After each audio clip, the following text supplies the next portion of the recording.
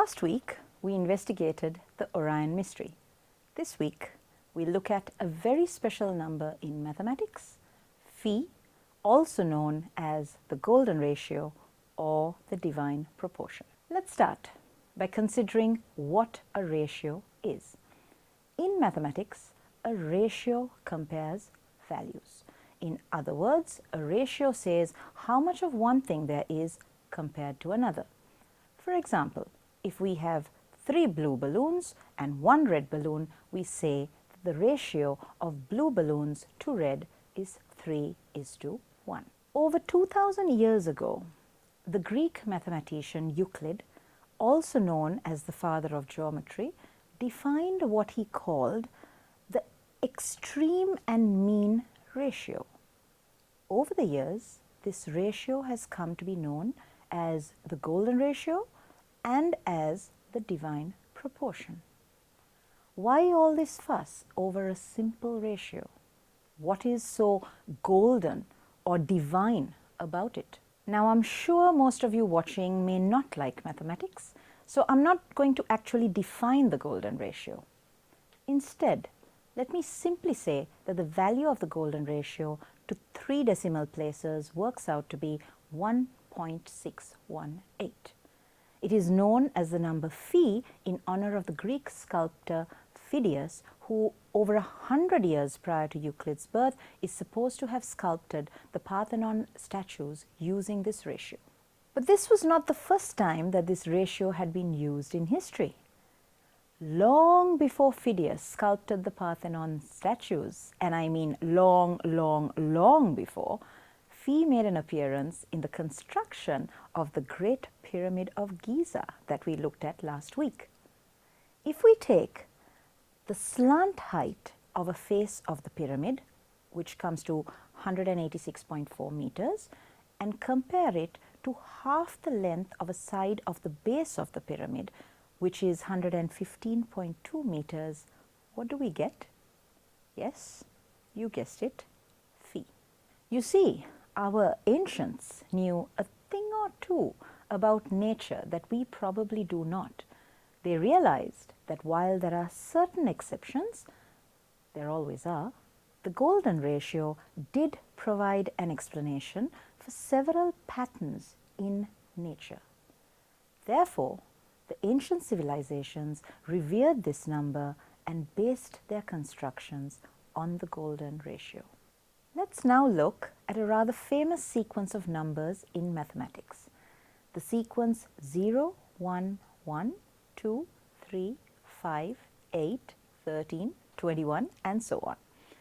The sequence starts off with the numbers 0 and 1.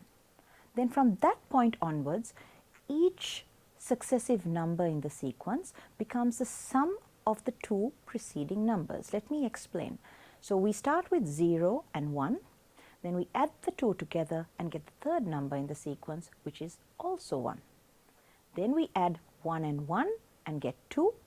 We add 1 and 2 and get 3, 2 and 3 and get 5, and so on. This sequence first made an appearance around 200 BC, when Indian mathematicians started referring to it in connection with Sanskrit poetry. Almost 14 centuries later, a young Italian, Leonardo da Pisa, traveled with his father to Algeria in North Africa, where he learned of the Hindu-Arabic number system and then popularized it in Europe by writing a mathematical bestseller a few decades later. Leonardo da Pisa is today better known by his nickname Fibonacci, and our numerical sequence 0, 1, 1, 2, 3, 5, 8, 13, 21 and so on is known as the Fibonacci sequence. Now, why do you think I'm getting excited about such an apparently random sequence of numbers? Because when you calculate the ratio of 2 adjacent numbers in the Fibonacci sequence, say 8 and 5 or 21 and 13, the larger the numbers get, the closer and closer the results get to 1.618, our golden ratio. Don't believe me? Try it for yourself.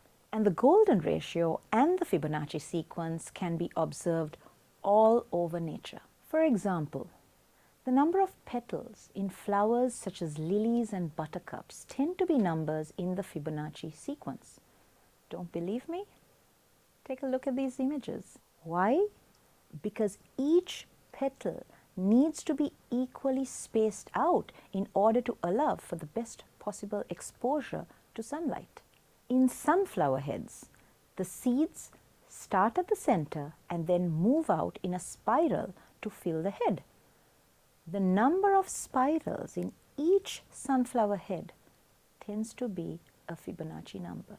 In the 1700s, Charles Bonnet claimed that the spiral phyllotaxis of plants going clockwise and counterclockwise were frequently 2 consecutive Fibonacci numbers. An example of this can be seen in pine cones.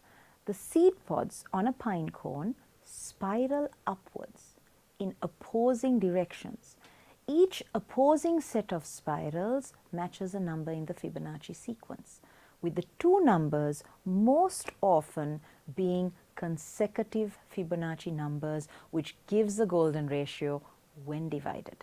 In the 19th century, Adolf Zeising discovered the golden ratio in the arrangement of branches along the stems of plants and of veins in leaves. For example, a main tree trunk will grow until it produces a branch, which creates 2 growth points.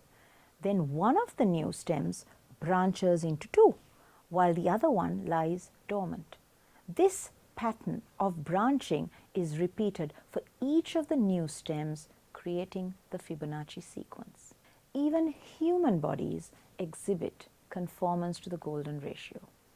The DNA molecule measures 34 angstroms long by 21 angstroms wide for each full cycle of its double helix spiral. These numbers, 34 and 21, are consecutive numbers in the Fibonacci series, and therefore their ratio, which is 1.619046, is an approximation of the golden ratio phi. In a field study conducted simultaneously in India and Germany some years ago, body measurements were taken of 207 German students and 252 young men from Calcutta. The results confirmed that the total height of the body and the height from the ground to the navel were in the golden ratio. The researchers obtained the value of 1.618 in the German sample for both males and females, and a slightly different average value of 1.615 in the Indian sample. Likewise, the height from the ground to the navel and the height from the ground to the knees is in the proportion of the golden ratio, as is the distance from the wrist to the elbow and the length of the hand. Animal bodies exhibit similar tendencies, including dolphins, starfish, sea urchins, ants, and honeybees.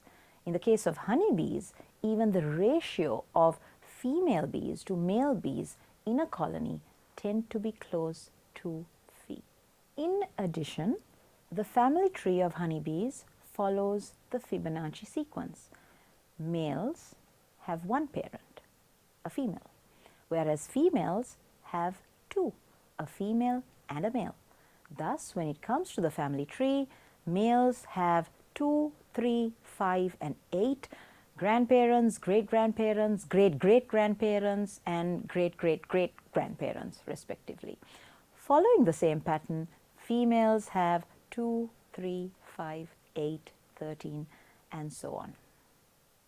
A golden rectangle can also be constructed in which the ratio of the sides is equal to phi.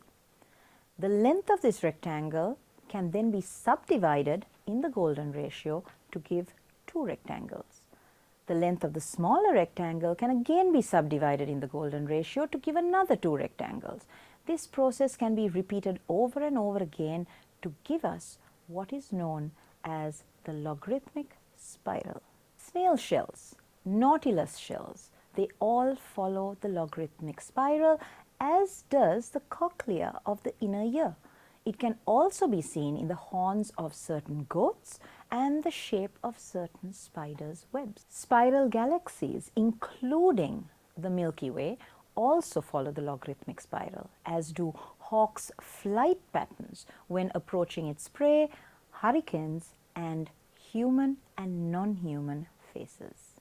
Interestingly, cross-cultural research has shown that no matter what a person's ethnicity, the closer the proportions of various aspects of a person's face to the number phi, the more attractive the face appears to be. Ever wondered why you can't take your eyes off Angelina Jolie or Brad Pitt, or for that matter, the Mona Lisa? Well, now you know. Ask yourself this question then: are you a living embodiment of the divine proportion? Thank you for tuning in. Join me next week on the Education Hour when we will continue our investigations into number theory, looking at the work of a self-taught young Indian mathematician whose equations help explain the behavior of black holes. This is Shaleeka Jayalath. Stay safe.